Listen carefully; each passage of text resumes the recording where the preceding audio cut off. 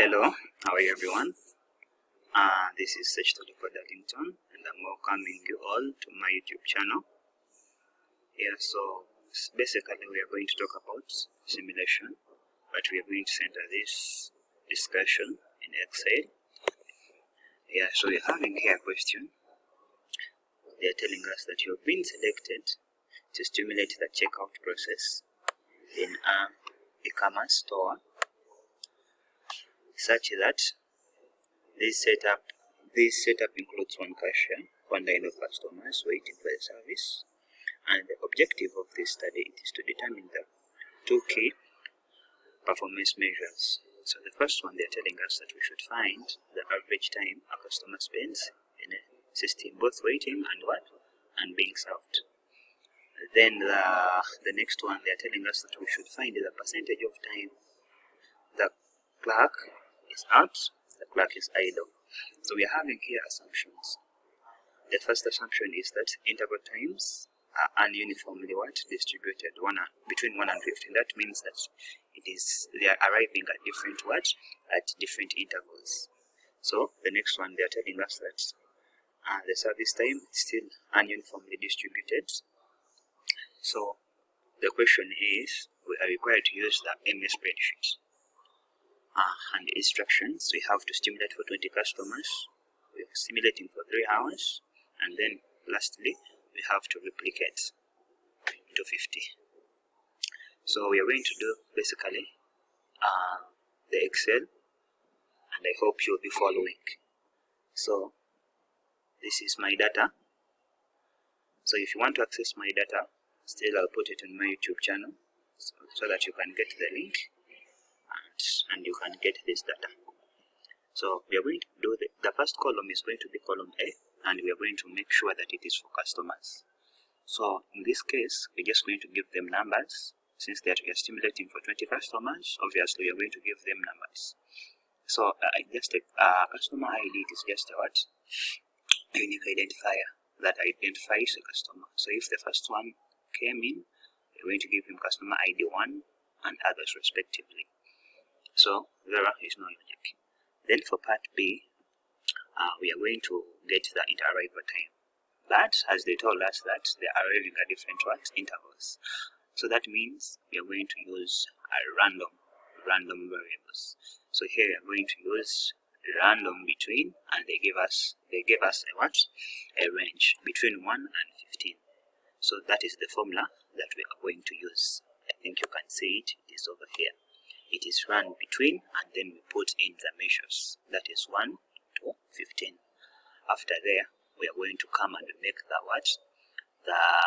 we are going to come and we go to the service, the service time. Still the service time, they told us that it is going to be random, as you can see it. So we're having measures, it's going to be random between which values? Between 1 and 8. That means that our result is going to basically range from 1 and 8, as you can see it. I hope you're all following. So the next part here, we are going to put all the other columns: arrival time, start time, end time, waiting time, the time in system, and then the last one, it is going to be the idle time. So now basically, since these ones are randomly generated, what you have to do, you go to your B2, then you input the formula. After inputting the formula, you'll press enter. Then it will bring the results. Then what you have to do is to scroll it down up to column 21. Then it will generate the random variables for the 20 customers. So after there, we go to service time. Still, we are going to do the same thing as we did for column B. Now we are going to find the arrival time. So to find the arrival time here, we are going to basically use some formulas. I hope you have a notebook where you can write them and you follow along with me. So to find the arrival time of remember the first customer to come is the first one in the queue.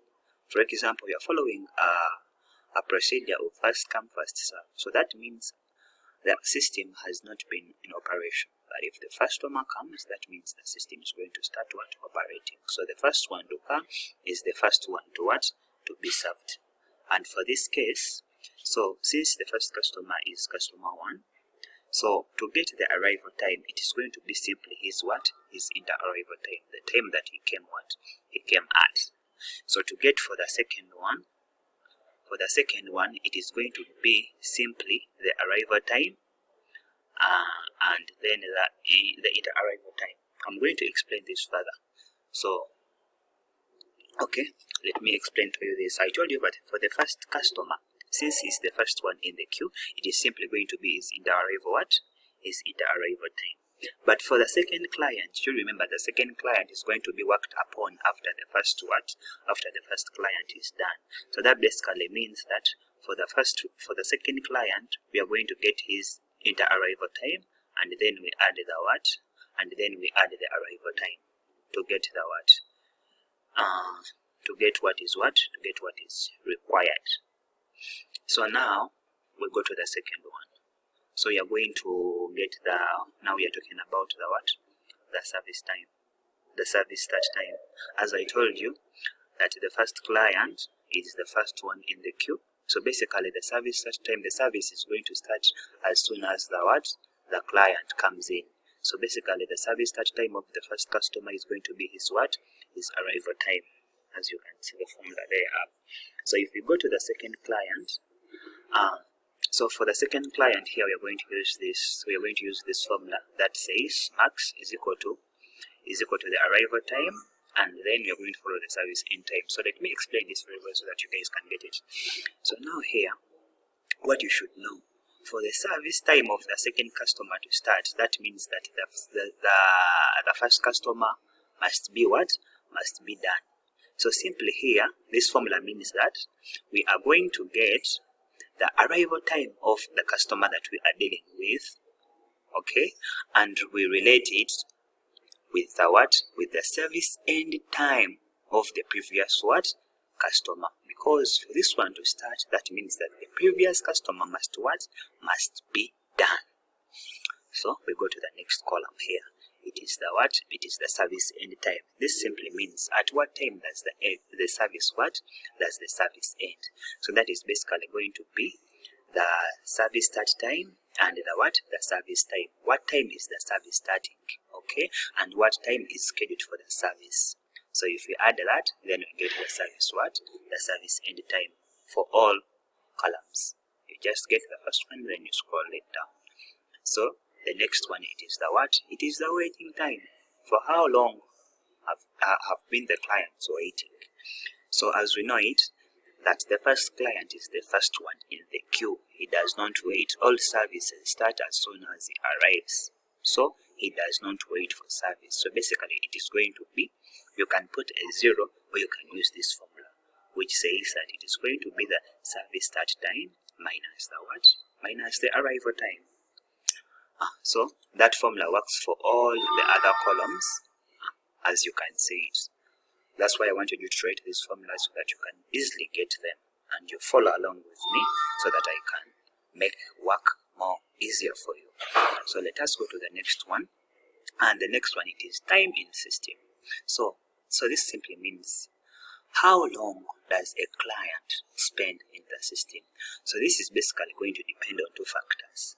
The first one is going to be the service end time, and the next one is going to be the what? The arrival time. You get it? So that means that's how we are going to get the what? The timing system.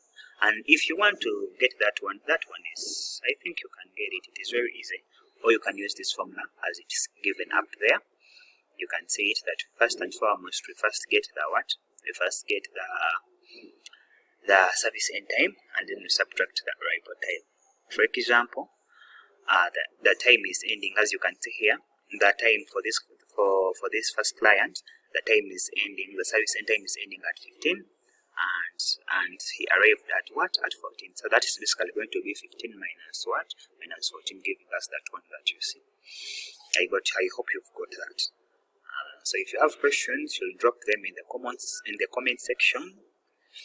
Then I'll address them. So let us go to the last one, which is the idle time. So this idle time simply means at what time was the clock idle. As I told you for the first one, is the first one in Q. You feel me? Yeah, then for the second one, we are going to base on this formula. You get it? So it's going to be simply max, open bracket, say 0, and then it's going to be the arrival time minus the service what? The service end time. So what does this formula mean? So this formula means that if we subtract the arrival time and service end time and we get a number that is less than 0, that means the system was not what? Was not idle. You get it?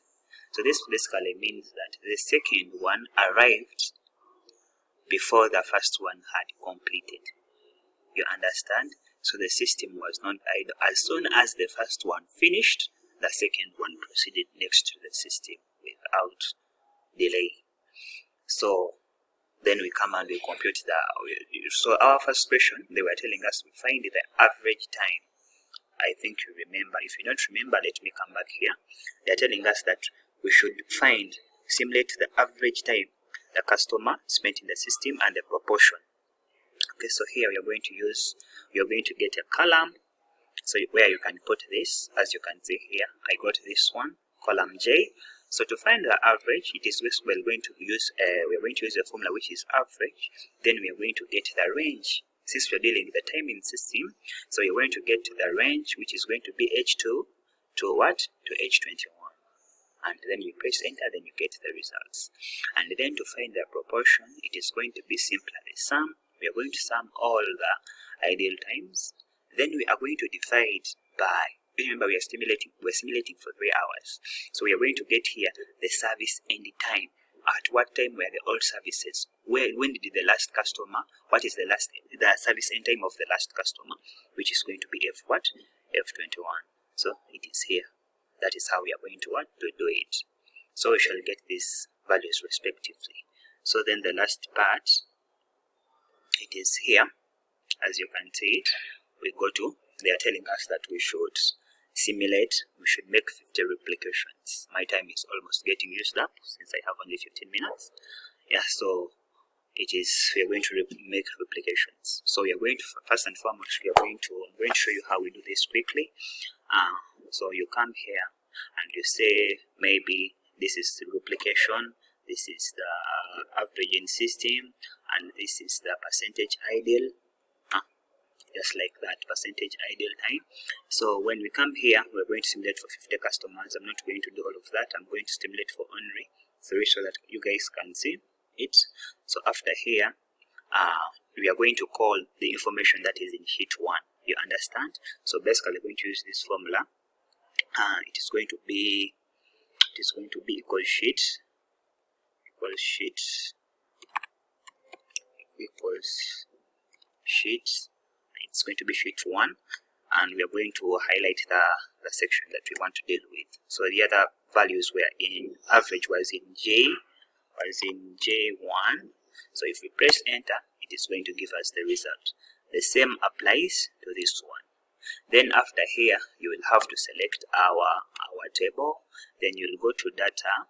After going to data, you'll go to if analysis, and then you go to that table. Then here they will bring this information. But for the first row you have to leave it, and then for the second one you'll have to include a dummy cell. A dummy cell means basically a cell with no values. Okay, maybe this one, and then you proceed. So that is how we do number 1. I'll provide you the link with the work in my YouTube handle so that you can tag and follow along with me. Yeah, and don't forget to subscribe. Thank you and have a great day. I remain Sechtoliko Darlington.